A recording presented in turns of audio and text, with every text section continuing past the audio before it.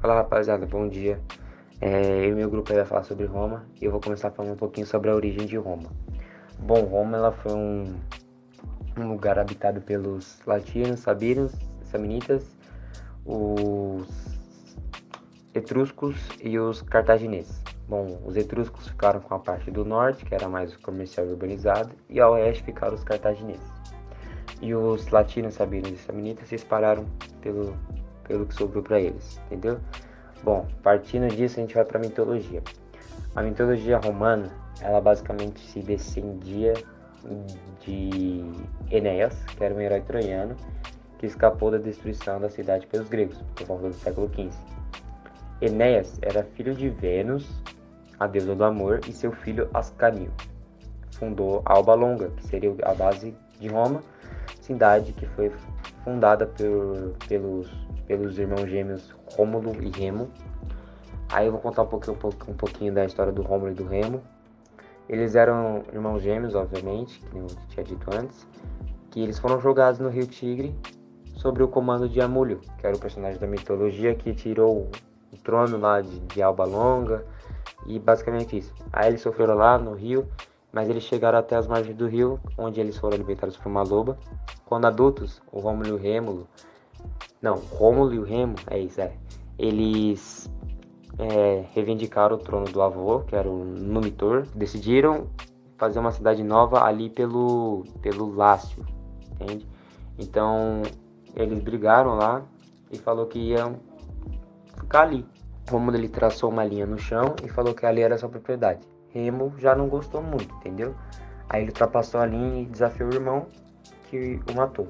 Então Rômulo saiu vitorioso e fundou seu povo lá e acolheu fugitivos de diversas partes da Itália, tendo o reino muito tempo até desaparecer de forma misteriosa, em uma tempestade.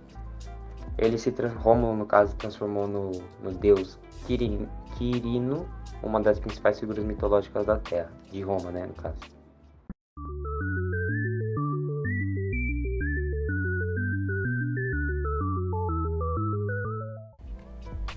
No período da monarquia em Roma, ocorreu a estruturação das bases sociais e políticas da cidade, onde um rei ele governava com o auxílio do Conselho de Anciões, que era formado pela nobreza romana. Porém, estava ocorrendo uma aproximação dos últimos reis com as camadas populares da sociedade, e isso preocupou a aristocracia, e eles acabaram articulando um golpe para banir a monarquia e instituir uma forma de governo mais inclinada aos seus próprios interesses. A base da sociedade romana abarcava pais, filhos, parentes ascendentes, descendentes e colaterais, escravizados e dependentes de natureza diversa. A autoridade paternal era fortíssima e ela possuía poderes muito amplos sobre o destino de sua família. Mas apesar disso, a mulher romana usufruía de uma razoável liberdade, podendo ter propriedades e uma vida social muito ativa.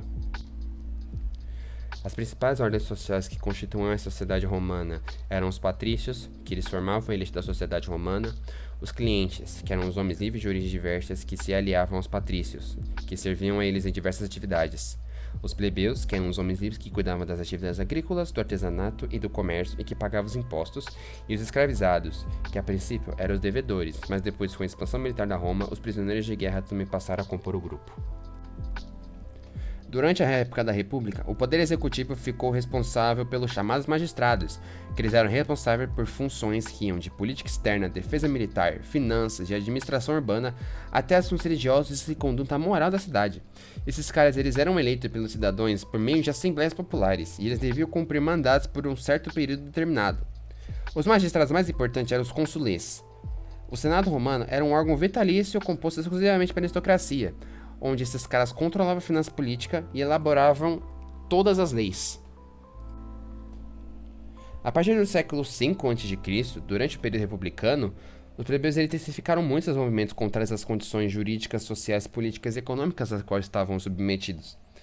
Por causa da expansão militar em torno do Mediterrâneo, isso foi afetando muitas condições de vida da maioria dos plebeus, que antes eram aqueles que viviam nas áreas rurais como camponeses livres, pois as suas conquistas de novos territórios e o novo fluxo de trabalhadores estrangeiros escravizados acabaram provocando um aumento da concentração fundiária na mão daqueles chamados patrícios. Possuindo largos latifúndios cultivados pela mão de obra escrava, os patrícios acabaram expulsando os plebeios de sua terra, obrigando-os a migrarem para as cidades, especialmente Roma, onde eles viveriam uma situação de pura miséria.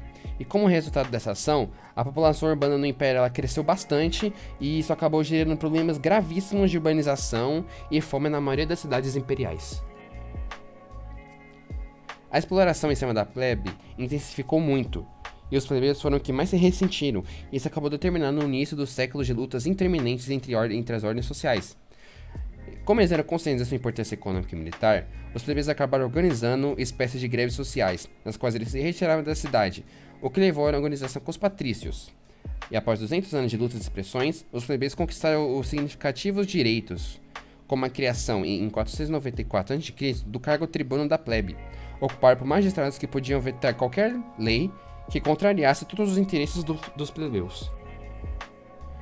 Muito importante também que em 326 a.C., a escravidão por dívidas foi extinta, e nessa mesma sequência, outras leis concederam o acesso dos plebeus a vários importantes cargos públicos. As lutas foram muito bem sucedidas, mas os plebeus mais ricos tiveram mais privilégio com a ampliação da cidadania do que de seus congêneres bem mais pobres.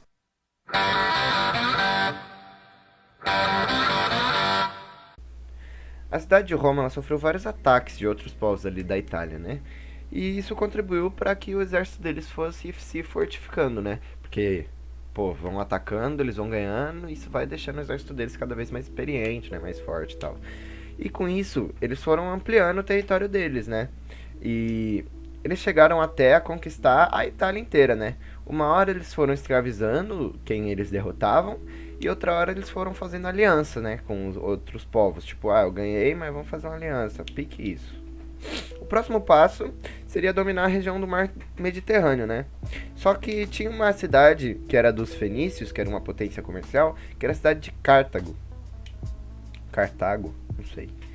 E isso fez com que Roma e Cartago entrassem em conflito, originando as guerras púnicas. E aí, depois de 3 guerras, né, Roma destruiu e derrotou Cartago. E aí eles definitivamente conquistaram o mar Mediterrâneo. E aí, a partir disso, foi declarado o Império de Roma, né, Império Romano. E aí tem 2 medidas ali que as pessoas foram explicando antes, que geraram 2 questionamentos que eu achei legais. Que é, em que medida a hegemonia romana teria nascido da agência política de massas? Autoexplicativo isso aí, né? E a outra é, até que ponto os cidadãos das camadas sociais populares exerciam um poder pouco efetivo? E em que sentido poderíamos dizer que a República Romana tinha um caráter democrático? Então, né? Isso aí é algo para se questionar, né? Aí, vamos lá. Essas guerras que eles foram gerando, né? Causaram muitas consequências na sociedade romana. Que foi a decadência dos plebeus, né? Que eles eram a base do exército, né? Então eles obviamente eram os que mais morriam nas guerras, né? E a ausência dos homens adultos, né? Que, eles também morreram nas guerras. Isso levou a muitos problemas financeiros para as famílias. E nisso foi gerando uma crise, e mesmo os plebeus que conseguiam manter as propriedades deles, eles não conseguiam competir com os latifúndios, que tinham muita gente e eram formados por escravos. Então, grande parte dos plebeus também se empobreceu e foram para as cidades. E aí, essa situação decadente da plebe foi tentativa de uma reforma de 2 plebeus, que eram os irmãos Tibério e Caio Graco. Eles lutaram para limitar o tamanho dos latifúndios e eles tentaram realizar uma reforma agrária. E aí os senadores se opuseram a isso e não aconteceu, né? E aí gerou um monte de violência, né? E nisso Tibério e Caio, eles morreram. E isso gerou o fracasso da reforma agrária, né? E aí alguns plebeus começaram a se dedicar ao comércio e ao abastecimento do exército. E isso eles foram enriquecendo, né? Formando uma nova classe social que era conhecida como cavaleiros ou homens novos. E essa ascensão desses plebeus trouxe mais tensões sociais ainda. E aí, nesse contexto, ocorreu uma divisão das elites, que eram em 2 partidos. De um lado, os optimates, que eram os que já eram ricos, e de outro lado, o Partido Popular, que era composto pelos homens novos aí, né? E aí, esses 2 partidos, por incrível que pareça, procuraram se aproximar da plebe, porque, né, tava maior crise, foi isso. E aí, as instituições políticas republicanas, elas acabaram fracassando, porque surgiram alguns chefes militares que eles tentavam chegar ao poder pela força, e aí gerou um monte de guerra civil. Aí o primeiro desses foram 3 militares, que foi Júlio César, Pompeu e Crasso, que eles dividiram o poder, formando o primeiro triunvirato, que esse triunvirato são 3 pessoas, né? E o equilíbrio entre esses 3 chefes não ocorreu e terminou uma nova guerra, na qual Júlio César derrotou o Pompeu e o outro Crasso já tinha morrido. E aí esse Júlio César ficou um pouquinho no governo e ele morreu também. Foi morto por um monte de senador. Isso deu origem ao segundo triunvirato, que são 3 pessoas de novo, né? Que era Otávio Augusto, Marco Antônio e Lépido. E aí, mesma coisa se repetiu, né? Novas disputas pelo poder. E aí Otávio Augusto conseguiu derrotar os outros e deu início ao Império Romano. É isso aí, gente. Life could be a dream. Life could be a dream.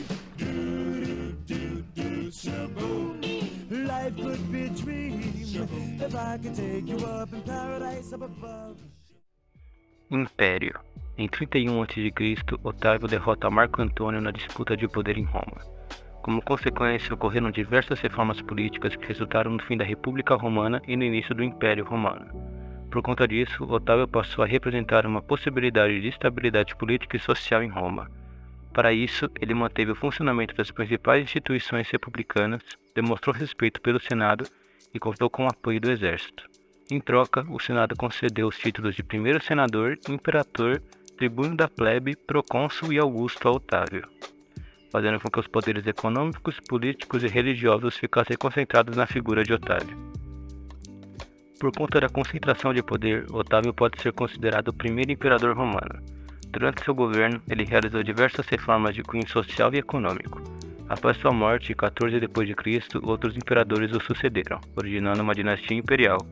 Essa dinastia resultou nos 200 anos de paz e prosperidade que ficaram conhecidos como Pax Romana, que começou com o governo de Otávio em 27 a.C.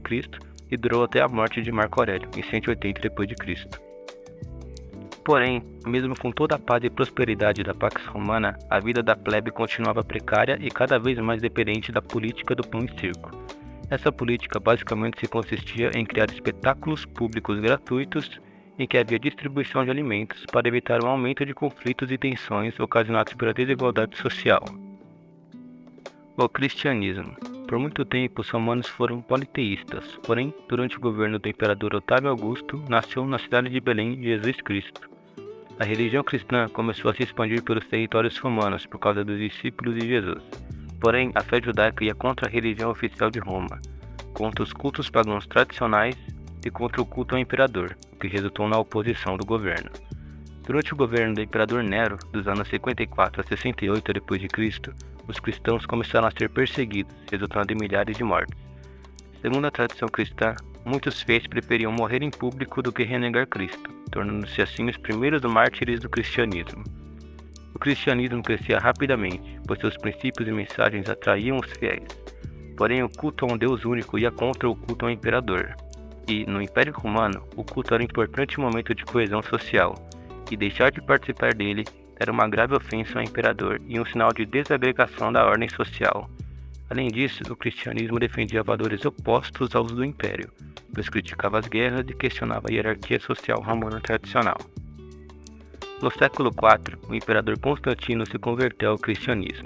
Por meio do Edito de Milão, foram permitidos o livre exercício de qualquer religião, a neutralidade religiosa do império e a restituição de bens e propriedades confiscadas da igreja em perseguição anteriores. Entretanto, o imperador Teodósio I, mediante o Edito de Tessalônica, decretou o cristianismo como religião oficial do Império Romano, abolindo o politeísmo e fechando templos considerados pagãos.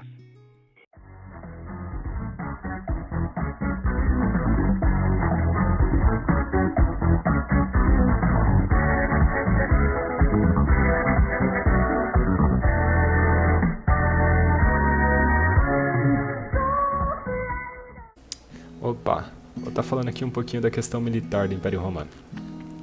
Bem, o Império Romano foi um dos maiores impérios da história, chegando a 7 milhões de quilômetros, que dá mais ou menos aí 200 mil vezes o tamanho do Zaire. Sei que não é uma comparação muito boa, mas né, foi o máximo aí que eu consegui pensar. Mas enfim, você não chega nesse tamanho do nada. Isso aí é graças a uma política incrível romana aí.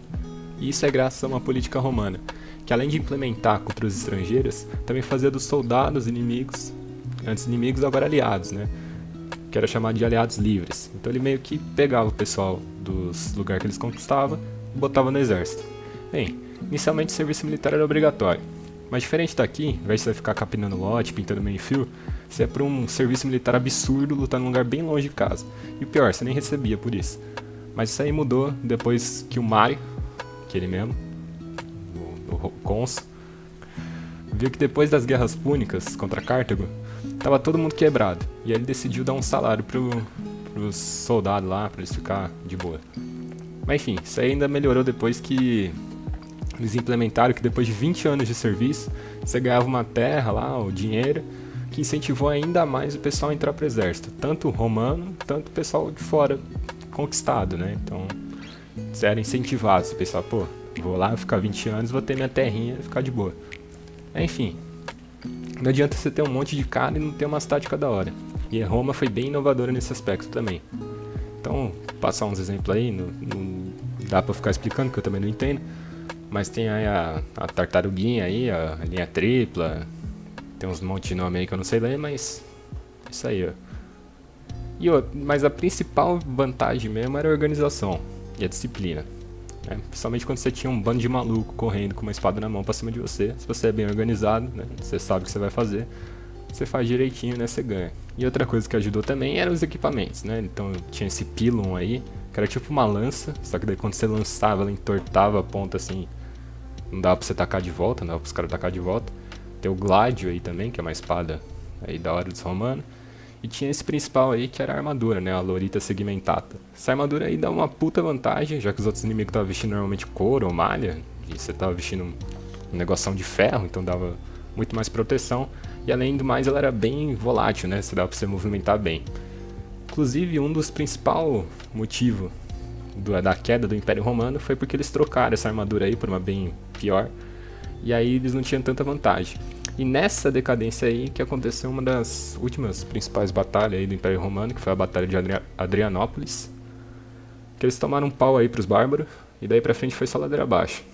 E aí acabou aí essa história aí, se perdeu a maioria da parte dessas táticas de guerra aí. E é isso aí.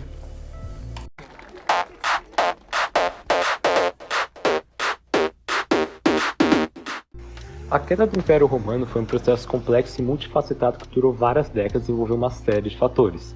Alguns dos acontecimentos sequenciais começam pela crise do terceiro século, que durante esse período o Império enfrentou uma série de crises políticas, econômicas e militares, incluindo a ascensão de vários usurpadores e a ameaça de invasões bárbaras. Seguida da divisão do Império, no ano 284, Diocleciano ele se tornou imperador e iniciou uma série de reformas que incluíram a divisão do Império em duas partes, o Império Romano do Ocidente e do Oriente. Essa divisão foi feita para tornar o Império mais fácil de governar, mas acabou por enfraquecer o poder central. Quase 100 anos depois, as invasões bárbaras durante o século IV, o Império Romano enfrentou uma série de invasões, incluindo a dos godos e a dos hunos. Essas invasões enfraqueceram mais ainda o Império e colocaram uma pressão cada vez maior sobre seus recursos militares e financeiros.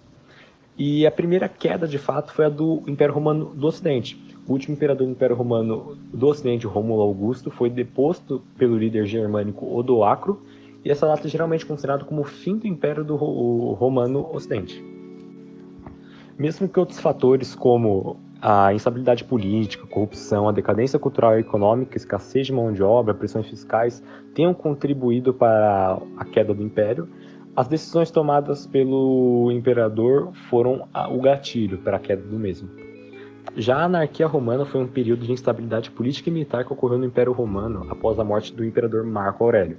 Em 180 d.C., durante esse período, que durou cerca de 50 anos, o Império foi governado por uma série de imperadores, que ascenderam ao trono por meio de assassinatos, golpes e revoluções militares. Esse período foi caracterizado por um governo fraco e ineficaz, corrupção generalizada, alta inflação, decadência de cultura e economia, além das ameaças constantes de invasões bárbaras. A tetrarquia romana foi uma reforma política introduzida pelo imperador Diocleciano, com o objetivo de tornar o império mais fácil de governar. Tendo dividido o império em algumas partes, 2 governadas pelo principal, conhecido como Augusto, e outras 2 pelos seus vice-imperadores, como os conhecidos Césares. Cada um dos 4 governantes tinha sua própria área de responsabilidade e comando militar. Essa divisão ajudou a reduzir a instabilidade política, aumentar a eficiência administrativa, mas, como eu disse anteriormente, não acabou enfraquecendo o poder central de todos os impérios unidos, né? A tetrarquia também induziu outras reformas importantes, incluindo a criação do sistema de governo mais burocrático, a introdução de novos impostos e a definição de uma política religiosa oficial.